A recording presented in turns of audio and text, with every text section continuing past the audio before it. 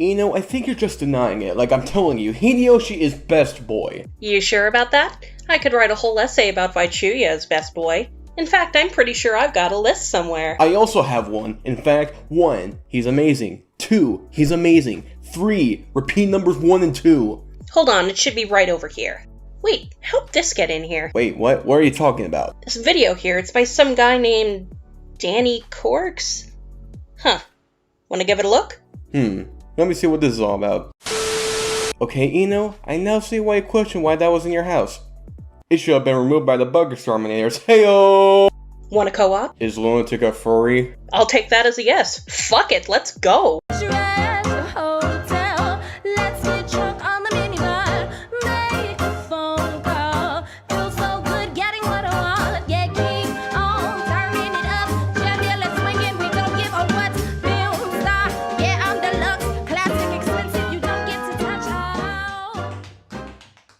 So, context. Blaze the movie fan made a video explaining why Steve Shives did not deserve $2,000 from VidCon. Which, for those of you who don't know, Steve Shives is a political YouTuber who's known for having a long list of people he has blocked. Then, 2 months later, this guy called Danny Korcz made a video on that, and even as someone who's far from political, yeah, this video went good, sonny boy.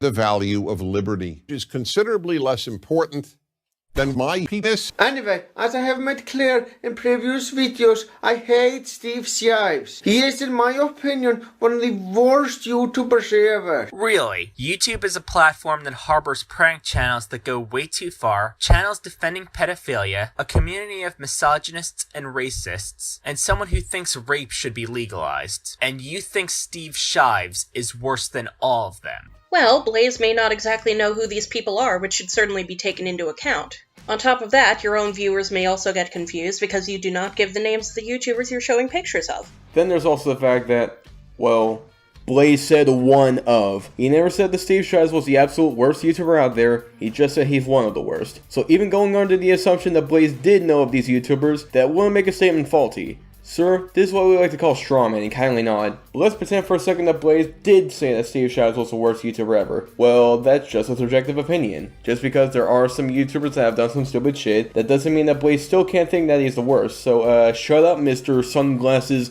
Man face person. Now, before I talk about exactly what happened to him, I am going to explain exactly what the VidCon is. VidCon is a place where a lot of YouTubers can come together and discuss things. Or at least, that's what it's supposed to be. But unfortunately, VidCon has gone downhill for the past few years. I will never forget the incident that happened at VidCon back in 2017. And it still pisses me off even to this day. Even though this video is meant to be about Steve Shives, Blaze the movie fan still finds a way to shoehorn in some hatred towards Anita Sarkeesian. Because one can't truly be neutral about feminism without expressing the exact same hatred towards Anita that his idol Korcz displays. Blaze is giving an example of how he thinks VidCon has deteriorated over the past few years.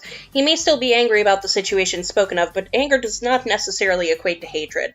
There's really nothing wrong with giving examples. Wow, 2 points in, we already learned our lesson that we should never trust a man with sunglasses. What are you talking about? Shizuo Heiwajima is perfectly trustworthy. How do you know that? He may be planning to do some terrible things, like unironically listening to Broken Side or something. I'm going to inflate Islamic terrorists and Stanley Kubrick with a bicycle to live out my inflation fetish. Unfortunately, things weren't much better at VidCon the next year, 2018. In fact, what happened at VidCon last year fucking disgusts me. There is a very good video I recommend which goes into full detail on what exactly happened at VidCon last year. If you want more information, a link to Nate Talks to You's video talking about it is in the video description below. Now I know that some of you don't like Nate Talks to You. Gee, I wonder why. Blaze didn't even say that the reasons for Nate being disliked were stupid. Hell, he was basically agreeing with the notion that Nate is a controversial figure. He's not excusing whatever things Nate has done, just acknowledging they're a thing. Yeah, Danny, contrary to what you might believe, Blaze isn't all that tsundere for Nate Talks to You. It's not like he likes him. Baka. God damn it, Ian, you stole my line, you plagiarist. Plagiarist? I'm not Lily Orchard. What do you mean? Lily would not do such a thing. Josh tried that crap twice, and that's someone with a massive and rabid fan. Don't avoid watching the video simply because you don't like him. He does make very good points in the video.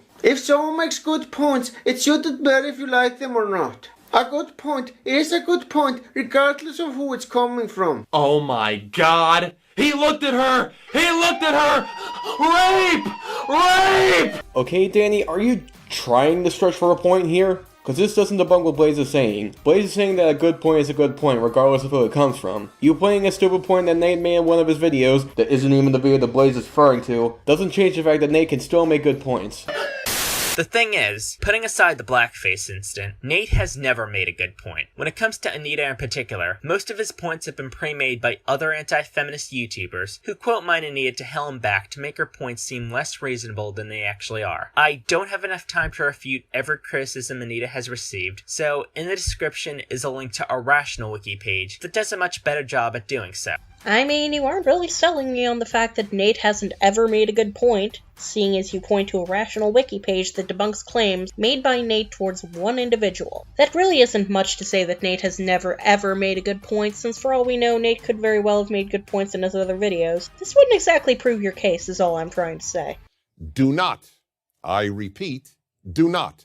I repeat, do not. I repeat, do not. Anita was clearly lying about what happened. And the thing is, you can easily prove that. It's funny how Anita is accused of lying about everything, yet the anti-SJW community will believe any claim by one of their own. It's almost like they're more interested in the narrative than any kind of logic, reason, or skepticism. You're misconstruing Blaze's words again. Just because he claimed Anita was lying on this particular situation, there is no reason to take it as him saying that Anita always lies. You're strawmanning again.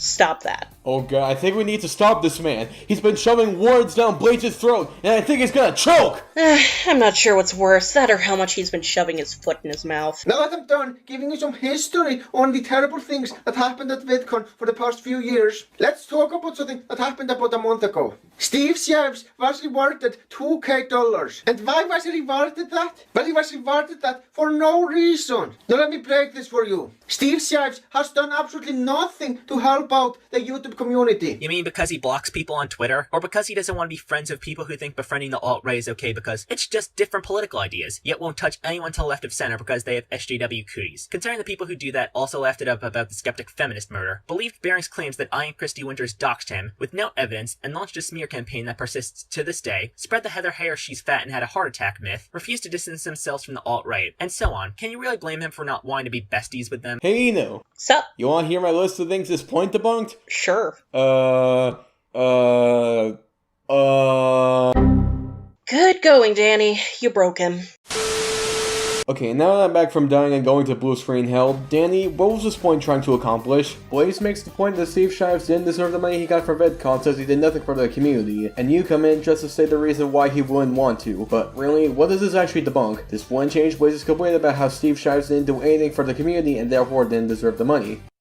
Affirm a higher value system that enables you to say the N-word. In fact, he has even admitted in some of his videos that he is trying to get people that he disagrees with banned from YouTube. So VidCon, let me ask a perfectly legitimate question. Why would you reward someone who wants to deplatform people that he doesn't agree with? His reason for wanting Sargon to platform isn't just different ideas. It's the fact that Carl Swindon has shown himself to be a troll who will side with whoever benefits him at any given moment. Once people realize that he's nothing but a pseudo-intellectual who can use moderately fancy words and a posh British accent in order to trick people into thinking he's smart, his fan base began to evaporate. Sure, he has 1 million subscribers, but he's no longer got the pull he did back in the day. Blaze didn't mention Sargon specifically in his point. He was talking about how Steve seems to want everyone who disagrees with him deplatformed. Stop shoving Sargon into his mouth. He did not consent. I'm gonna call the police.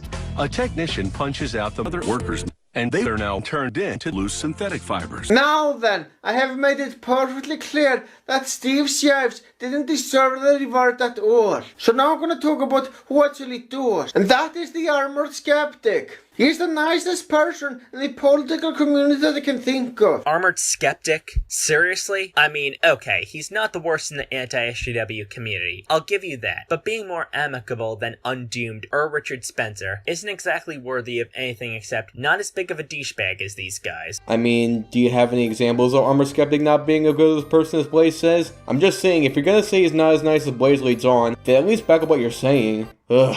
Now I feel like I'm gonna go back to blue screen hell again. Slayer, no, don't die on me again. He is respectful to everyone that he responds to, and he is very open to discussions, and he actually wants to interact with people which he disagrees with. I will say this. He's a little less give the Nazis a pass, put the SJWs on blast than the rest of the skeptic community, but he's still biased. Ultimately, at the end of the day, I think he'll side with someone like Tara McCarthy over Milo Stewart, and that's sad. Maybe you should have waited for Blaze to finish his reasoning before you cut in, because Blaze says right there how Armored Skeptic is more agreeable than the rest of the community. There's also the fact that even ignoring the previously mentioned lack of examples, being biased wouldn't exactly mean that Skeptic isn't open to discussion. So overall, this point, like many others, doesn't disprove shit. Now, of course, I'm not saying that he is perfect. In fact, I know that he got some of his facts wrong in a few of his videos. Armored Skeptic has gotten more and more wrong in his videos over time. Various people have debunked his video on postmodernism. Such as, like, you don't even link anything in the description to any videos regarding his postmodernism video, so those who don't know who did so will be lost in what you're saying. And no, the audience shouldn't be having to do the work for you. And even ignoring that, your literal only justification how Armored Skeptic got things wrong over time is just saying a single one of his videos that got caught out for being faulty, which wouldn't be enough to say he gets things wrong over time.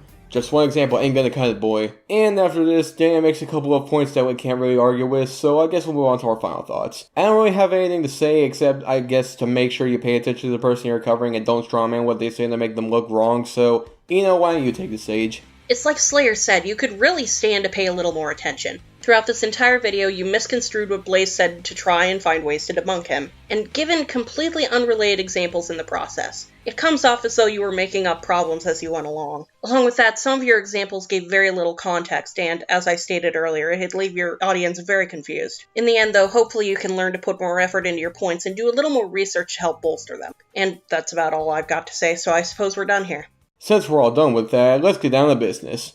Hideyoshi is better than Chuya. Change my goddamn mind. Boy.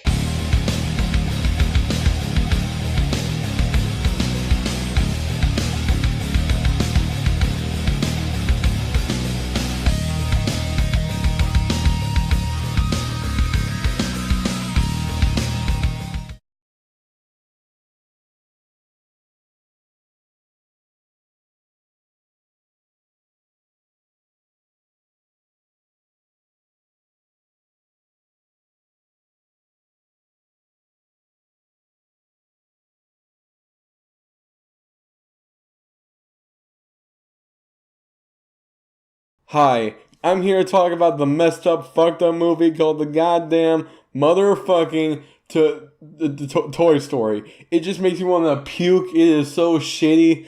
I can't even say anything about it. Okay, really? Talking toys?